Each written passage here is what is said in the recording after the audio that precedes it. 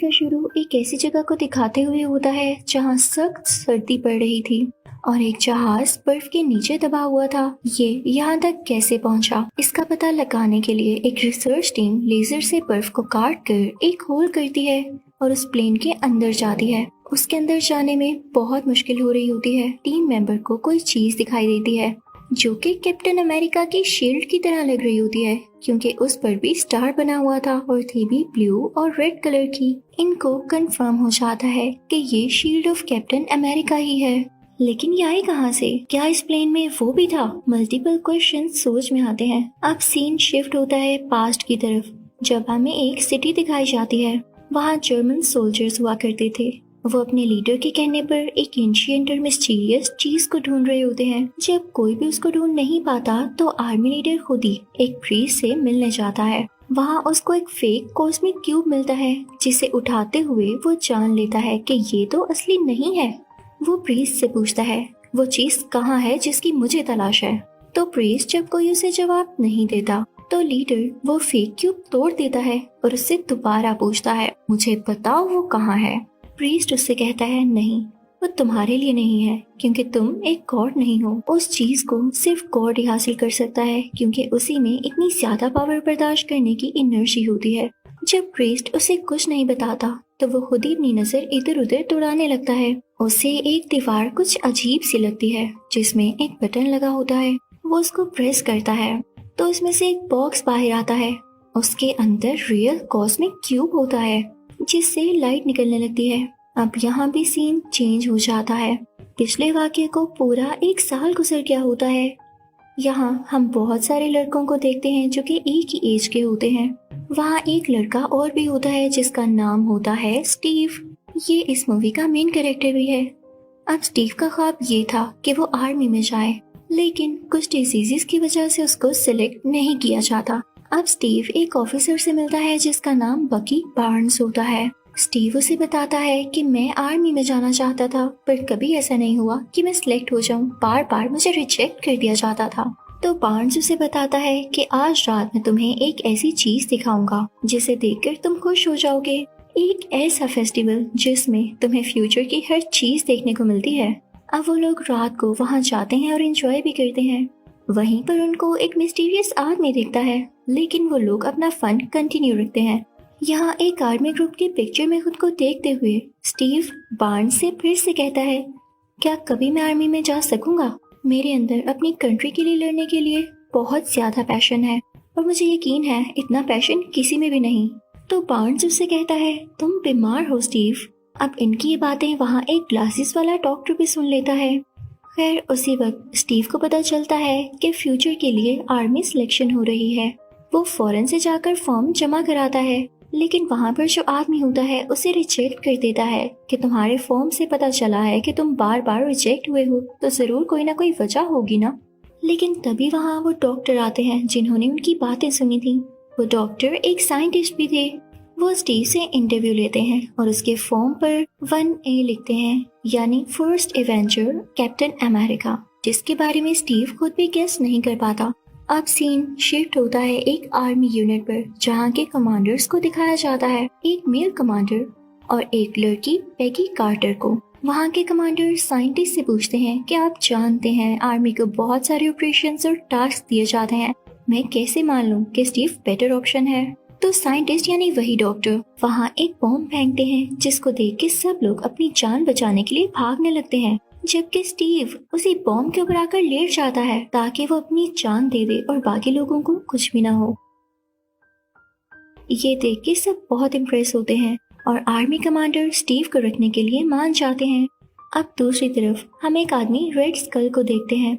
वो अपने साइंटिस्ट के साथ मिलकर कॉस्मिक क्यूब की पावर्स को जान रहा होता है और उसको यूज करके ऐसी एनर्जी निकालने की कोशिश करता है जो किसी भी प्लेन को 5-6 दिन तक उड़ा सके, यानी उसके लिए किसी फ्यूल की जरूरत न पड़े और हर वॉर में भी उन्हें एनर्जी दे सके ताकि वो जीत जाएं। आखिरकार कई दिन की मेहनत के बाद रेड स्कल का साइंटिस्ट वो मशीन बना ही लेता है जो कॉस्मिक क्यूब से एनर्जी लेगा और उनके टैंक्स में ट्रांसफर करेगा। उधर आर्मी यूनिट से पेगी कार्टर स्टीव को उसकी अपनी सिटी लेकर आती हैं, यानी जहाँ से स्टीव आया था। क्योंकि यहाँ पर ग्लासेस वाले डॉक्टर की एक बहुत ही आला मशीन थी जो कि किसी भी इंसान की ताकत को बढ़ा सकती थी और ये आर्मी पर्पस के लिए ही बनाई गई थी। इस मशीन का क्रिएटर वही मिस्टीरियस आदमी था जिसको हमने फेस्टिवल में देखा था। जब इसमें यूज होने वाला लिक्विड डॉक्टर यानी उसी साइंटिस्ट ने बनाया तो उनका भी नाम इसके क्रिएटर्स में आ गया और इसकी मेंटेनेंस का भी वही ख्याल रखा करते थे।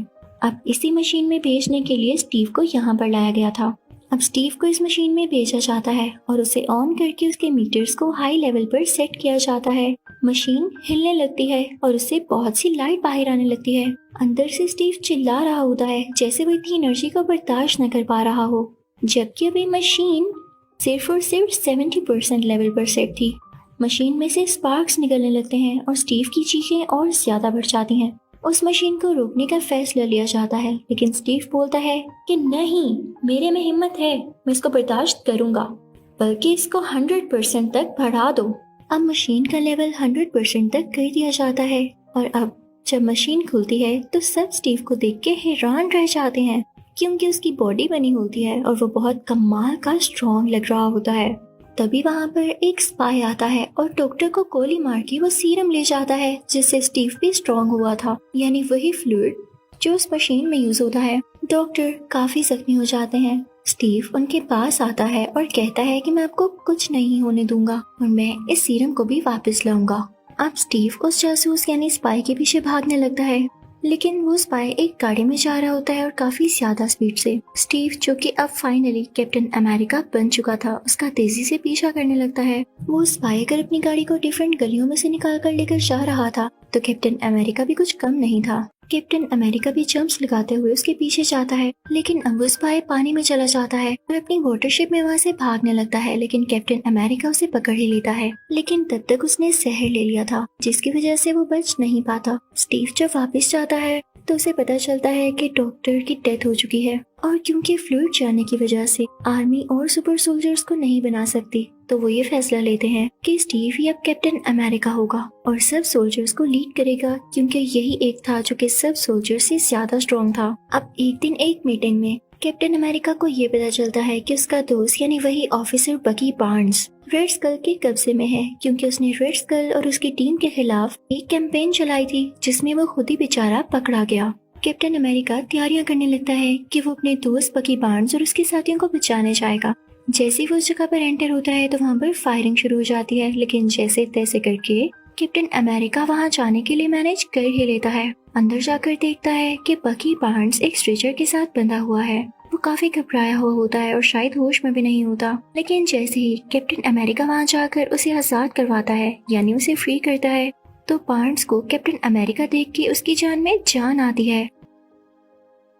कैप्टन अमेरिका उससे कहता है तुम ठीक हो, तो बार्न्स उसकी बॉडी पर हाथ लगाकर कहता है तुम तो स्मार्ट हो गए हो। स्मार्ट यानी स्ट्रॉन्ग वाली वे में। वो दोनों एक दूसरे को देखकर बहुत खुश होते हैं और जैसे ही वहाँ से निकलने लगते हैं वहाँ पर ब्लास्टिंग स्टार्ट हो जाती है। सब टाइमर्स चलने लगते हैं और बाहर लोगों में और टैंक्स में भी फायरिंग हो रही होती है। इधर जब कैप्टन अमेरिका और बार्न्स एक ब्रिज पर पहुँचते हैं तो सामने ही रेड स्कल भी होता है। रेड स्कल कैप्टन अमेरिका की तरफ बढ़कर उसे मारने वाला होता है, लेकिन कैप्टन अमेरिका यानी स्टीव अपनी शील्ड आगे कर देता है जिससे रेड स्कल को बहुत गुस्सा आता है और वो अपना मास्क उतार कर नीचे आग में फेंक देता है जिससे उसका रेड फेस साफ नजर आने लगता है। इसी के साथ ही रेड स्कल उस ब्रिज को अलग-अलग करता है ताकि कैप्टन अमेरिका और बार्न्स आगे ना आ सकें और फिर वो अपने साइंटिस्ट को लेकर वहाँ से भाग जाता है। अब कैप्टन अमेरिका बार्न्स और उसके साथियों को बचाकर वापस आर्मी यूनिट ले आता है जिसे देखकर कमांडर भी और बाकी सारे लोग भी बहुत खुश होते हैं। कैप्टन अमेरिका को बहुत अप्रिशिएट किया जाता है और इसी खुशी में एक पार्टी भी रखी जाती है जिस पार्टी में कैप्टन अमेरिका वहाँ के सब सोल्जर्स को बताता है कि जब मैं बार्न्स को बचाने गया तो उस रूम में जहाँ बार्न्स को कैद करके रखा गया था मैंने एक मैप देखा था